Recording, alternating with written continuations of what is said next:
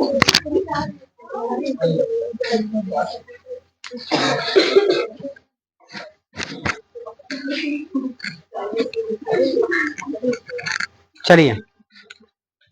चार स्वर संधि खत्म होने के बाद एक अंतिम संधि है और उसका नाम है अयादी संधि। क्या नाम बोल रहे? तो आपको क्रम से याद हुआ? पहला दीर्घ, दूसरा गुण, तीसरा वृद्धि, चौथा यन और पांचवा। थोड़ा सा क्रम से रखिएगा ताकि क्रम से समझाए हैं, ध्यान रखिएगा, ठीक है।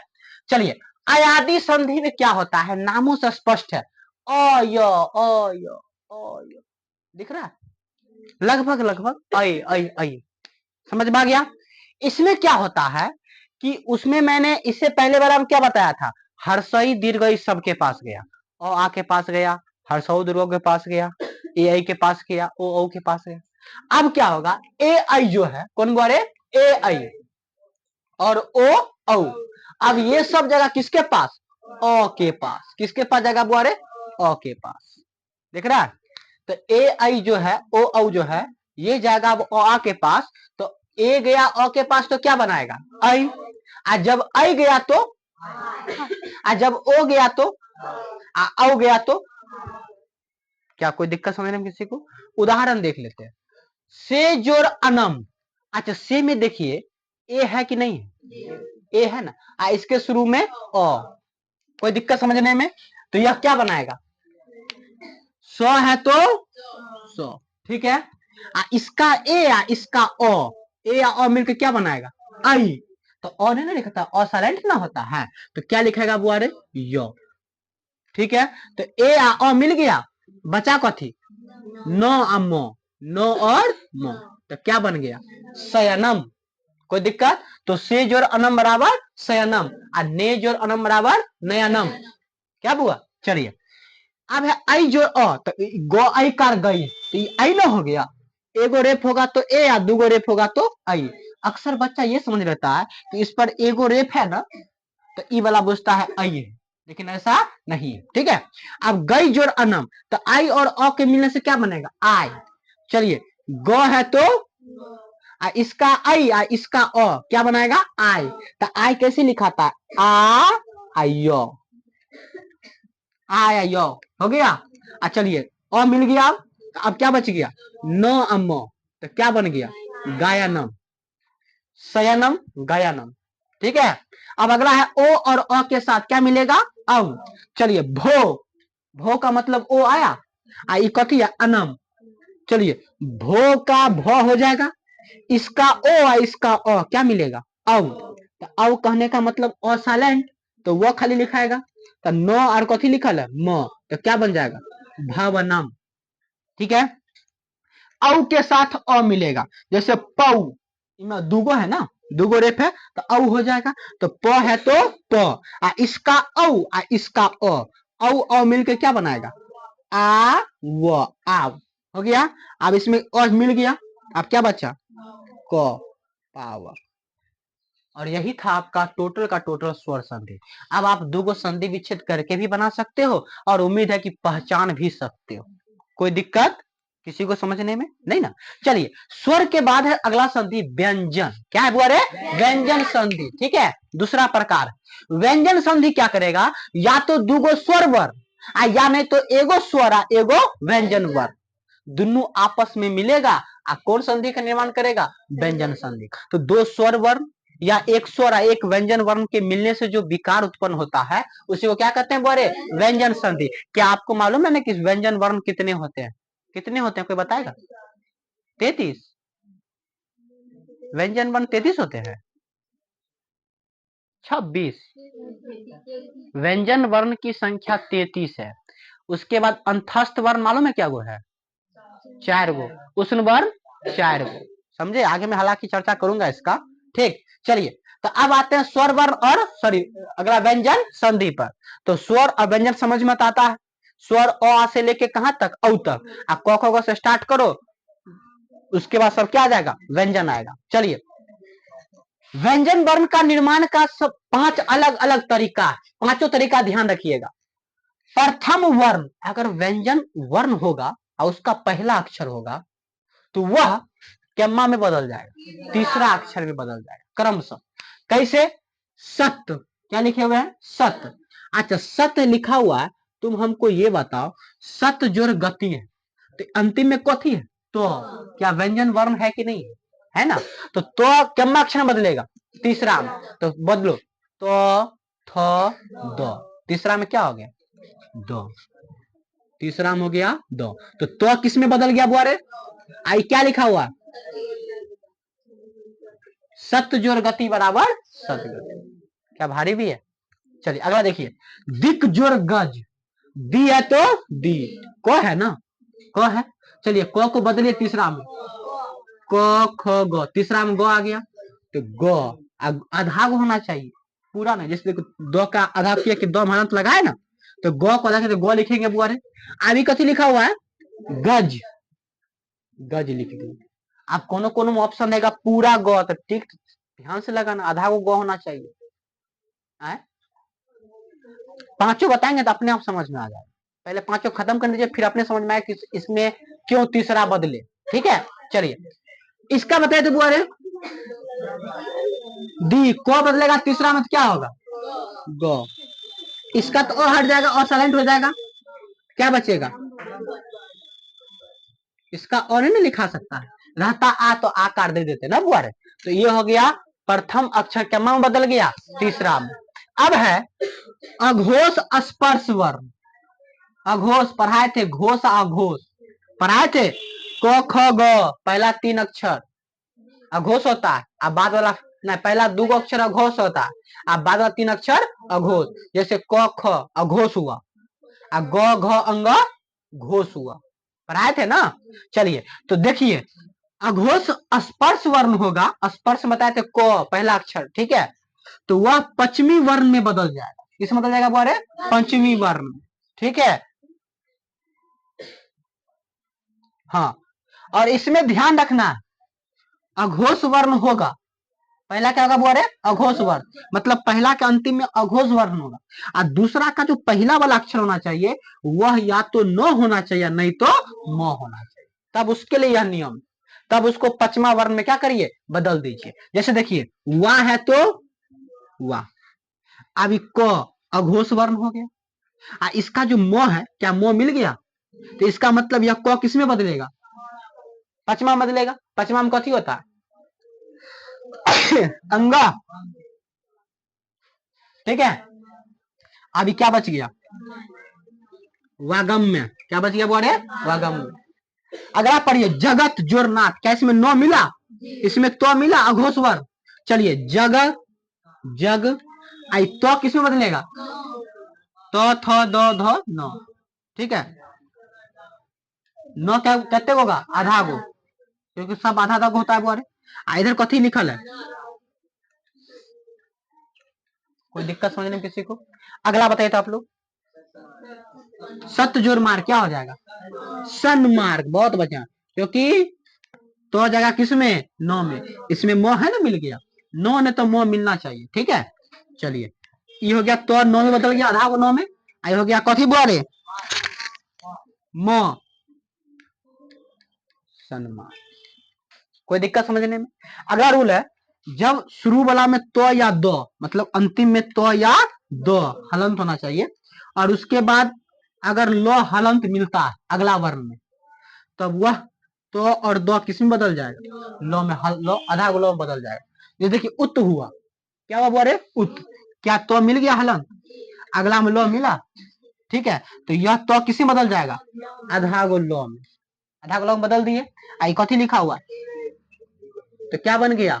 उल्लेख। अगला बोलिए, उल्लास, कितना अच्छी बात। देखिए तो किसी बदल जाएगा बुआरे? आधा गो लो में, आईना लाश लिखा हुआ, तो क्या हो जाएगा? उल्लास। कोई दिक्कत समझने में? अगला आइए, जब देखिए अब अंतिम में तो और दो का मैं चर्चा करूंगा, तो दो के बाद लो रहेगा तो लो में बदल जाएगा, तो दो के बाद जो या झ मिल जाए, जो या झ मिल जाए, तब तो अक्सर वह किसी में बदल जाएगा बोले?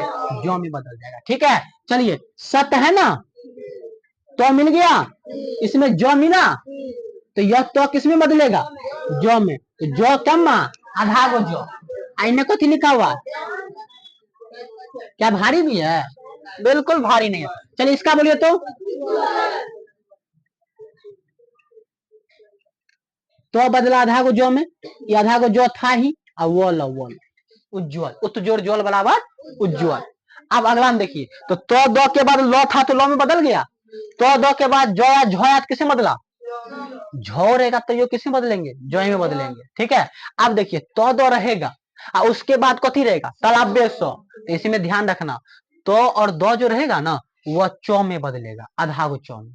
ठीक है, और उसके बाद तलाब्य सौ जो है वह किसे बदलेगा, छ में, पूरा पूरा छ, इन्हें आधा को छ, पूरा छ। समझ में आ गया। तो दो बदले किसे बदलेगा बोरे, चौ में, और तालाब सौ किसे बदलेगा, छ में। चलिए ध्यान दीजिए, उत्त जोर, तो इसमें तो मिला, और इसमें तालाब सौ मिला, आधा को मिल गया। इसका मतलब तो किस में बदलेगा, चौ में, आधा को चौ में, चौ कर दिए। तालाब सौ किस में बदल जाएगा, छ में। तालाब सौ छ में बदल गया ना, तालाब सौ नहीं लिखेंगे, अब क्या लिखेंगे, उच्छ्वास। क्या मजा आ रहा है बनाने में। चलिए इसका बोलिए तो, जल्दी बोलिए। तो किसी में बदलेगा, चौ में, आधा को चौ में, सौ किसी में बदलेगा बोरे, छ में, आकार है तो आकार, आधा को सूत्र है तो सच छात्र, शास्त्र। हाँ चलिए, सत्य जोर शास्त्र, सच्छास्त्र। अब है तो दो के बाद क्या मिलना चाहिए, हाँ, तो दो किसी में बदलेगा, दो में, ह किसी में बदलेगा, ध में। चलिए तो मिल गया, ह मिल गया। ठीक है, तो चले कीजिए, तो किस में बदलेगा, दो में, दो हलंत कर दिए। अब ये ह किसे बदलेगा, ये हर्षई है तो है तो कोई दिक्कत समझ, तद्धित, तत् जोड़ हित बराबर तद्धित। इसका बोलिए, उत्त जोड़ हार, तो बदला किसमें बुआरे, दो हलंत में, दो हलंत हो गया। ह किसे बदलेगा, ध में, आकार है तो आकार, और रो है तो उद्धार। कोई दिक्कत समझ में किसी को। चलिए अब तो दो के बाद क्या रहेगा, चौ या छ, तो वो किसी में बदल जाएगा, चौ में। चलिए उत्त जोड़ चारण, उच्चारण, तो मिल गया, चौ मिल गया, तो बदला किस में, आधा को चौ में, आधा को चौ लिख दिए। अब चारण लिखा हुआ है, चारण, उच्चारण। इसका बोलो, तो बदलेगा आधा को चौ में, आई कथी लिखा हुआ, चरित्र, सच्चरित, सच्चरित ना बुआरे। चलिए अब अगला है, स्वर वर्ण होना चाहिए। कौन बारे, स्वर वर्ण, अ आ हर्षई दीर्घई पहला में। अब बाद वाला में क्या होना चाहिए, छ, तो वह बदलेगा आधा को च और छ में। ठीक है, चलिए स्व, स्व बोलिएगा तो वह बोलने पर क्या आता है, अ। अनु बोले तो उ आया, अनु के लास्ट में क्या है, उ आया ना, तो ये सब स्वर वर्ण है ना। आज देखिए छद, सॉरी छंद, छेद, छ आया कि नहीं आया, तब ये किसमें बदलेगा, आधा को चौ में और छ में। चलिए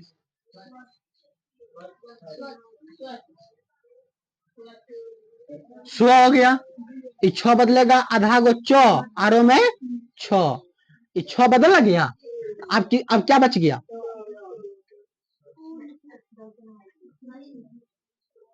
इस पर अनुस्वार था, समझे, तो यहाँ पर क्या होगा बुआरे, स्वच्छंद। ठीक है, अनुजोड़ छेद, अनुच्छेद, अनु, आधा को चौ में, छ में, एकार है तो एकार, दो, अनुच्छेद, अनुजोड़ छेद बराबर अनुच्छेद।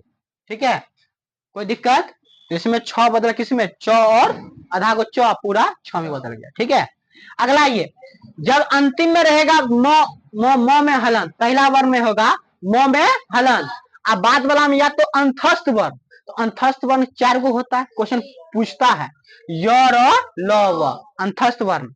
उष्ण वर्ण हो जाएगा तलाब्य स, मूर्धन स, दंत स, ह, वो भी 4 गो होता है।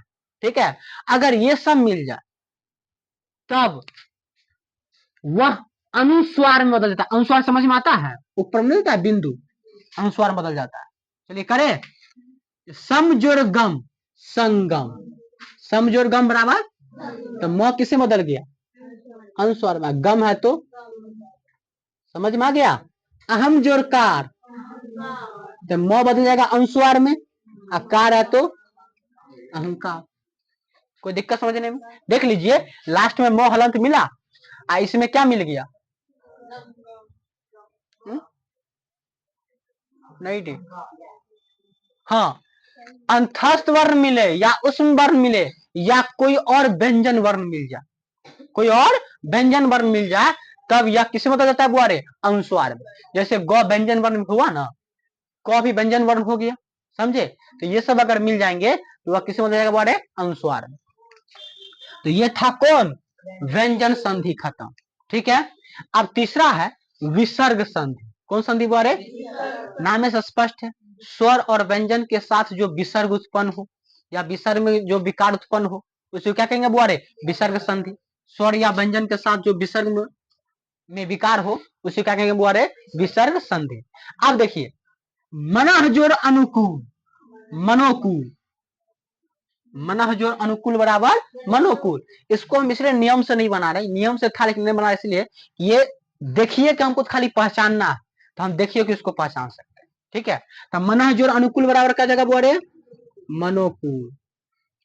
बताइए मनः जोड़ रथ, मनोरथ, मनः जोड़ हर, मनोहर, निह जोड़ आहार, निह जोड़ आहार बराबर निहार, दुह जोड़ जन,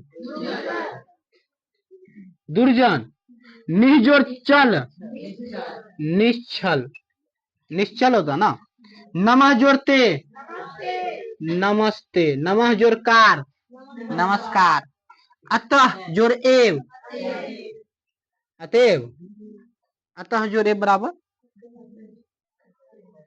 अतएव नहीं होगा, अतः जोड़ एव बराबर हो जाएगा, एक मिनट तुरंत हम देख लेते हैं, अतः जोड़ एव, अतएव, अतः जोड़ एव बराबर बुआरे अतएव, निह जोड़ो लियो, ठीक है। अब बात आती है सर, हम तो स्वर वर्ण की पहचान कर लेंगे, पांचों अलग अलग प्रकार का भी पहचान कर लेंगे, लेकिन समस्या यह है कि सर हम व्यंजन वर्ण का और विसर्ग संधि का कैसे पहचान, मतलब व्यंजन संधि और विसर्ग संधि का पहचान कैसे करें। चलिए सबसे पहले व्यंजन संधि बनाना तो सीख लेंगे, सब नियम बता ही दिए।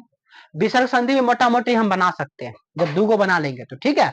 लेकिन सर पहचान करना बड़ा मुश्किल है, तो पहचान करने में ध्यान रखिए, अगर व्यंजन संधि होगा, व्यंजन संधि होगा तो जब आप उसको पढ़िएगा ना तो उसके अंतिम में फिक्स है हलंत मिलेगा। क्या मिलेगा बुआ, कोई भी आप व्यंजन संधि को उतार लीजिए, देख लीजिए, फिक्स है उसके अंतिम में क्या मिलेगा, हलंत। तो हलंत मिलेगा तखनी आप पहचान जाना कि यह कौन संधि है, व्यंजन संधि। नहीं मिलेगा तो समझ ले बात है स्वर संधि, उसमें तो कोई दिक्कत नहीं है। तो व्यंजन संधि में भी अब कोई दिक्कत नहीं होगा, लास्ट में हलन देखिएगा बुझ जाएगा कौन संधि है बुआ, व्यंजन संधि। इसके बाद विसर्ग संधि में भी अगर संधि विच्छेद कीजिएगा और अंतिम में क्या मिल गया, विसर्ग, दुगो, अरे उसको अनुस्वार नहीं ना पढ़ते ना, अनुस्वार एक ऊपर होता है, इसको पढ़ते हैं विसर्ग। जब विसर्ग आपको मिल जाएगा तो समझ जाना कि वह कौन संधि है, विसर्ग संधि। क्या पहचान करना कोई बड़ी बात थी। व्यंजन संधि की पहचान लास्ट में हलंत मिलेगा, विसर्ग संधि की पहचान लास्ट में विसर्ग मिलेगा, और स्वर वर्ण तो आप तो जानबे करते हो स्वर संधि।